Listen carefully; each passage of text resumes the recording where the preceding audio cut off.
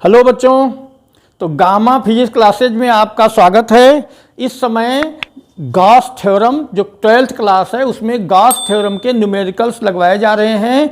ये सारे numericals NCERT के हैं। एनसीईआरटी के न्यूमेरिकल्स इसलिए लगवा रहे हैं कि सभी बच्चों के पास एनसीईआरटी की बुक शायद होगी भी, नहीं है तो डाउनलोड कर लीजिए। रेफरेंस बुक में के जो क्वेश्चंस हैं, अगर कोई प्रॉब्लम आपको आती है रेफरेंस बुक में भी क्वेश्चन या कोई भी क्वेश्चन अगर आपको दिक्कत आ रही है तो आप हमारे ईमेल पर भेजिए या कमेंट करिए। अगर छोटा क्वेश्चन कमेंट करिए, हम सारे कमेंट्स पढ़ते हैं। अगर कोई भी समस्या है तो उसका निराकरण किया जाएगा, कोई दिक्कत नहीं है। आप ये क्वेश्चंस थोड़ा प्रॉपरली देख के सॉल्व करिए। कुछ बच्चों का कमेंट था कि एनसीईआरटी के क्वेश्चंस उन्हीं के नंबर भी डालिए, तो हमने क्वेश्चन नंबर भी एनसीईआरटी का ही डाल दिया है जिससे बच्चों को कोई दिक्कत ना आए ढूंढने में। तो आइए अब गामा फिजिक्स क्लासेज में आपका ये क्वेश्चन न्यूमेरिकल लगवाया जा रहा है। तो पहला न्यूमेरिकल है 1.21। ये 1.21 है। 10 सेंटीमीटर त्रिज्या के चालक गोले पर, गोले की त्रिज्या है, ये गोला है चालक गोला, चालक गोले को दिया गया सारा आवेश उसके पृष्ठ पर एक समान रूप से वितरित होता है। तो इसका 10 सेंटीमीटर त्रिज्या 0.1 मीटर कह सकते, 10 सेंटीमीटर को 0.1 मीटर चालक गोले पर अज्ञात परिमाण का आवेश है। यदि गोले के केंद्र से 20 सेंटीमीटर की दूरी पर, तो 20 सेंटीमीटर दूरी जो है वो 20 सेंटीमीटर माने 0.2 मीटर दूरी। अब यहां पर देखिए गोले के बाहर है, 20 सेंटीमीटर दूरी है केंद्र से और 10 सेंटीमीटर त्रिज्या गोले की। इसका मतलब स्मॉल आर की वैल्यू कैपिटल आर से ग्रेटर है। वैद्युत क्षेत्र की तीव्रता ई का मान दिया हुआ है 1.5 इंटू 10⁻³ न्यूटन प्रति कूलाम। ये अंतर त्रिज्यता अंतर्मुखी है। अंतर्मुखी का मतलब ये बच्चों कि वो गोला ऋणावेशित है। ऋणावेश के कारण वैद्युत क्षेत्र की तीव्रता ऋणावेश की ओर होती है। अंतर्मुखी का मतलब टुवर्ड्स द स्फीयर, गोले की ओर है तो ऋणावेशित गोला है, इसका मतलब ये हो गया। हाँ, गोले पर नेट आवेश निकालना है, क्यू का मान निकालना है, ये निकालना है। अब एक बात आप जानते हो, ये पढ़ाते समय पीछे के वीडियो में हो चुका है, पीछे का वीडियो भी देखा करिए जब समय मिले। थोड़ा इस समय तो लॉकडाउन है, आप मेहनत करिए रहिए, देखते रहिए बार बार कि कोई आवेशित गोला बाहर स्थित किसी बिंदु के लिए इस प्रकार व्यवहार करता है जैसे कि सारा आवेश उस गोले के केंद्र पर स्थित हो। बिंदु आवेश माना जा सकता है बाहर स्थित किसी बिंदु के लिए। तो बिंदु आवेश के कारण वैद्युत क्षेत्र की तीव्रता का व्यंजक आपने निकाला था 1/4πε0 Q/r²। ठीक है, तो इसको आप ऐसे कह सकते हो E बराबर 9 इंटू 10⁹ Q/r²। तो Q की वैल्यू कितनी आ जाएगी बेटे? Q बराबर आ गया ER² बटे 9 इंटू 10⁹ सब की वैल्यू रख दो। E की वैल्यू है 1.5 इंटू 10⁻³ r² करोगे तो 0.2 का स्क्वायर होगा, तो ये 0.04/9 इंटू 10⁻⁹। अब इसको थोड़ा सा सॉल्व कर लेते हैं। ये 10⁻+9 है, ऊपर जाएगा -9 हो जाएगा। अगर आप इस पॉइंट को हटाएं और ये भी पॉइंट हटा दें तो एक दशमलव के बाद एक अंक यहाँ, 2 अंक यहाँ, 3 अंक हो गया, तो -3 यहाँ कर देंगे, ये कैंसिल हो गया। अब काट लेते हैं तो ये 3 × 9, 3 × 5 = 15, ये 5 × 20 हो गया, 20/3 × 10⁻⁻⁹। इसको डिवाइड कर लीजिए तो कितना 6.6666 ऐसे आ जाएगा। तो आप लिख सकते हो 6.67 इंटू 10⁻⁻9 कूलाम। ठीक है, ठीक है। तो ये क्वेश्चन है 1.21 हो गया। अब इसके बाद अगला क्वेश्चन देखिए 1.22। बुक से कंसल्ट करिए क्वेश्चन, अगर कोई दिक्कत आएगी कमेंट करना बेटे। 1.22 देखिए, 2.4 मीटर व्यास के किसी एक समान आवेशित चालक गोले का पृष्ठीय आवेश घनत्व 80.0 माइक्रो कूलाम प्रति मीटर स्क्वायर है। तो व्यास दिया है 2.4 मीटर, त्रिज्या कितनी हो जाएगी 1.2 मीटर।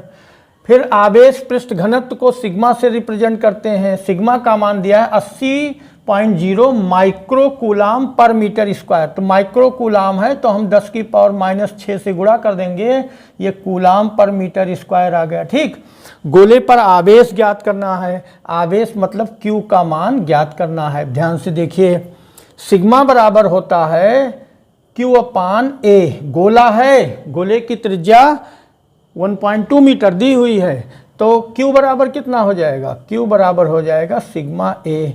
ए गोला है, गोले का पृष्ठ क्षेत्रफल है ए, तो ए 4 पाई आर स्क्वायर, तो क्या आ जाएगा? Sigma into 4 pi r square. सबका मान रख दो बेटे। सिग्मा का मान है 80 इंटू 4, पाई का मान 3.14, और आर स्क्वायर करोगे तो 1.2 इंटू 1.2। ठीक है, तो ये हो गया। और सिग्मा का मान था 80 × 10 की पावर -6, 10 की पावर -6 यहाँ लिख देते हैं।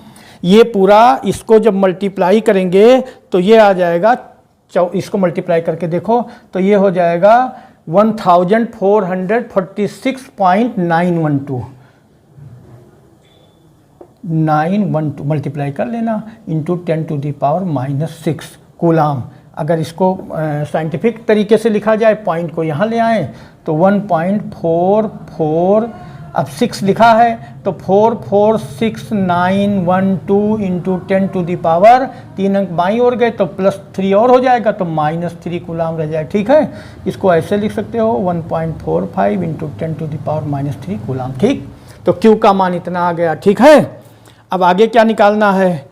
Q का मान ए पार्ट हो गया, गोले पर आवेश हो गया, ए पार्ट था ये बेटे।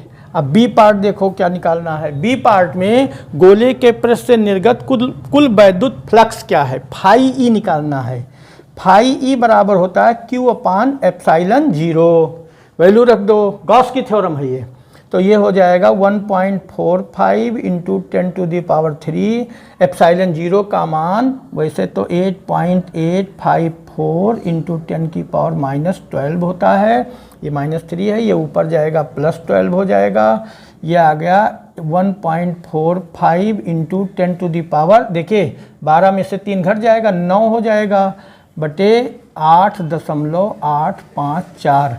ये पावर 9 है। अगर ये छोटा है ना, हर से अंश छोटा है तो एक पॉइंट इधर कर लो, पावर 8 कर दो, तो ये हो गया 14.5 × 10⁸ बटे 8.854। और इसको जब आप घर पर डिवाइड करके देख लेना तो ये आ जाता है 1.6, डिवाइड करके देखना 1.6 इंटू 10⁸। मात्रक क्या होगा? न्यूटन मीटर स्क्वायर प्रति कूलाम। वैद्युत फ्लक्स का मात्रक होता है न्यूटन मीटर स्क्वायर प्रति कूलाम। ठीक है, तो ये क्वेश्चन समझ में आया। अब इसके बाद अगला क्वेश्चन देखिए 1.23। अगला क्वेश्चन है बेटे 1.23। एनसीईआरटी बुक से आप क्वेश्चन देखते रहो। कोई चैलेंज आए आप ईमेल करिए या कमेंट करिए। 1.23 देखिए, कोई अनंत रैखिक आवेश 2 सेंटीमीटर दूरी पर, दूरी दी हुई है, दूरी r बराबर 2 सेंटीमीटर है, तो हमने 2 × 10⁻² मीटर लिख दिया। दूरी पर 9 × 10⁴ न्यूटन प्रति कूलाम वैद्युत क्षेत्र उत्पन्न करता है। वैद्युत क्षेत्र की तीव्रता E बराबर दी है 9 × 10⁴ न्यूटन प्रति कूलाम। वैद्युत क्षेत्र रैखिक आवेश घनत्व लैम्डा होता है। ये लैम्डा रैखिक आवेश घनत्व लैम्डा की वैल्यू निकालनी है। तो देखिए फार्मूला होता है E बराबर किसी अनंत रैखिक आवेश के कारण गॉस की थ्योरम से डेरिवेशन हो चुका है, आप देख लेना, उसमें पीछे का वीडियो देख लो। अगर नहीं नोट्स बनाया तो नोट्स अपना देख लो, नोट्स जरूर बनाइए। तो E बराबर होता है लैम्डा अपान 2 पाई एप्सिलॉन 0 r। ठीक, अगर यहाँ 4 पाई एप्सिलॉन 0 होता तो 1/4 पाई एप्सिलॉन 0 का मान 9 × 10⁹ होता है, लेकिन 2 पाई एप्सिलॉन 0 है तो इसको 4 बना लिया जाए तो सुविधा हो जाएगी। अगर 2 से न्यूमरेटर और 2 से डिनोमिनेटर में मल्टीप्लाई करें तो इसकी वैल्यू कितनी हो गई? E बराबर ये 9 × 10⁹, 9 × 10⁹, ये 4 पाई 1/4 पाई एप्सिलॉन 0 का मान इंटू 2 लैम्डा अपान r, 2 लैम्डा अपान r। तो लैम्डा इक्वल टू क्या आ गया बेटे? लैम्डा बराबर आ गया, लैम्डा बराबर ER बटे 9 × 10⁹ 2। तो ये E की वैल्यू रख दो, ये है 9 × 10⁴, R की वैल्यू है 2 × 10⁻², अपान 9 इंटू 10⁹ इंटू 2, ये 9 कैंसिल हो गया, ये 2 कैंसिल हो गया, ये ऊपर जाएगा -9 हो जाएगा, तो 11 में से 4 जाएगा, कितना हो जाएगा -11 और +4 तो -7, तो 1 इंटू 10⁻⁻7। अब लेम्डा है, लेम्डा क्या है, रेखीय आवेश घनत्व। रेखीय आवेश घनत्व माने इकाई लेंथ पर, यूनिट लेंथ पर डिस्ट्रीब्यूटेड चार्ज, तो क्या हो जाएगा कूलाम प्रति मीटर। ठीक है, ठीक 1.23 हो गया। अब 1.24 क्वेश्चन नंबर देखिए। ठीक है, 1.24 देखिए, यहाँ सब क्वेश्चन हमने नोट कर दिए हैं, लेकिन आप एनसीईआरटी बुक से कंसल्ट करिए, उससे देख लिया करिए। 1.24, दो बड़ी धातु की प्लेटें एक दूसरे के समांतर और निकट हैं। दो बड़ी धातु की प्लेटें एक दूसरे के समांतर भी हैं और निकट भी हैं। दो बड़ी धातु की प्लेटें हैं, दो प्लेटें, एक प्लेट ये है, एक प्लेट ये है। दो बड़ी धातु की प्लेटें एक दूसरे के समांतर और निकट हैं। इनके भीतरी फलकों पर प्लेटों के पृष्ठीय आवेश घनत्वों के चिन्ह परस्पर विपरीत हैं। इसका मतलब इसको अगर हम पहली एक प्लेट कह दें, इसको दूसरी प्लेट कह दें, इस पर आवेश घनत्व पॉजिटिव मान लिया जाए, इस पर आवेश घनत्व, देखिए पृष्ठीय आवेश घनत्वों के चिन्ह विपरीत हैं तथा इनका परिमाण, पृष्ठीय आवेश घनत्व का मान दिया है, सिग्मा बराबर दिया है 17.0 इंटू 10⁻22 कूलाम पर मीटर स्क्वायर, कूलाम पर मीटर स्क्वायर। ठीक है, अब पहली प्लेट के बाह्य क्षेत्र में, फिर दूसरी प्लेट के बाह्य क्षेत्र में और प्लेटों के बीच वैद्युत क्षेत्र की तीव्रता निकालनी है। इसको पहली प्लेट, इसको तो पहली प्लेट के बाह्य क्षेत्र में यहाँ मान लीजिए पहली प्लेट के कारण वैद्युत क्षेत्र की तीव्रता E1 है, तो धनावेशित प्लेट के कारण वैद्युत क्षेत्र की तीव्रता धनावेश से दूर की ओर होती है। ठीक है, ठीक, पहली प्लेट के बाह्य क्षेत्र में वैद्युत क्षेत्र की तीव्रता E1, धनावेशित प्लेट के कारण वैद्युत क्षेत्र की तीव्रता धनावेशित प्लेट से दूर की ओर होती है। लेकिन अब यहीं पर ये जो दूसरी वाली प्लेट है ये ऋणावेशित है, इसके कारण इसी बिंदु पर वैद्युत क्षेत्र की तीव्रता E2 ऋणावेशित प्लेट की ओर होगी। दोनों प्लेटों पर आवेश पृष्ठ घनत्व का मान समान है, इसलिए परिणामी तीव्रता E बराबर E1 माइनस E2। तो ये एक प्लेट के कारण, एकल प्लेट के कारण वैद्युत क्षेत्र की तीव्रता होता है σ/2ε0 माइनस σ/2ε0। यहाँ सिग्मा का मान दोनों में बराबर, दोनों के लिए बराबर है, तो ये आ गया 0। ठीक है, तो पहली प्लेट के बाह्य क्षेत्र में वैद्युत क्षेत्र की तीव्रता 0। अब दूसरी प्लेट के बाह्य क्षेत्र में यहाँ की बात, चलो इसको कोई पॉइंट कह देते हैं, P कह देते हैं, ये Q कह देते हैं। यहाँ पर देखो बेटे, दूसरी प्लेट के बाह्य क्षेत्र में इस ऋणावेशित के प्लेट के कारण वैद्युत क्षेत्र की तीव्रता को आपने E2 कहा था, तो E2 की दिशा ऋणावेशित प्लेट की ओर होगी। धनावेशित प्लेट के कारण वैद्युत क्षेत्र की तीव्रता E1 कहा था, तो धनावेशित प्लेट के कारण वैद्युत क्षेत्र की तीव्रता E1 दूर की ओर होगी। यहाँ भी वही सिचुएशन आ गई, इस वाले दूसरी प्लेट के बाह्य क्षेत्र में भी वैद्युत क्षेत्र की तीव्रता 0 ही हो जाएगी, क्योंकि E1 माइनस E2 फिर 0 हो जाएगा। अब थर्ड पॉइंट में कह रहे हैं प्लेटों के बीच किसी बिंदु पर, तो प्लेटों के बीच कोई पॉइंट कंसीडर किया जाए। मान लीजिए ये कोई पॉइंट M, प्लेटों के बीच यहाँ पर एक पॉइंट, हम कोई भी पॉइंट एक M कह लेते हैं।